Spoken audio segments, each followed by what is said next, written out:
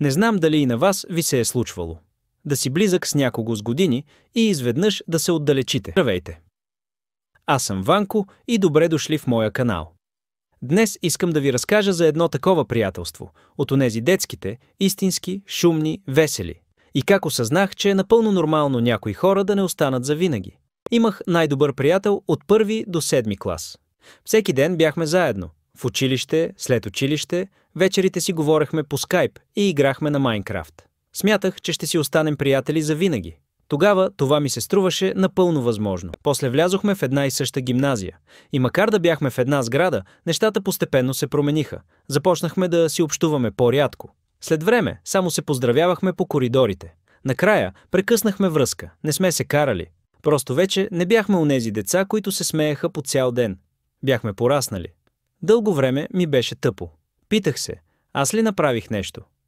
Аз ли сбърках? Но с времето осъзнах, че аз нямах вина. Понякога просто така се случва. Хората се променят. Животите им също. И това, което тогава ми изглеждаше като загуба, днес го виждам като урок. Не всяко приятелство, което приключва, е провал. Някои от тях са били точно това, от което сме имали нужда в онзи момент. Сега, когато се сетя за този приятел, не изпитвам тъга. Изпитвам благодарност, че сме се срещнали, че сме се смели, че сме били заедно един до друг през тези години. Не всички хора остават, но това не значи, че не са били важни. Понякога приятелството трае 5 години. Понякога едно лято. Всяко едно си струва. Това беше моята история. Понякога животът просто те разделя с хората, които са ти били най-близки.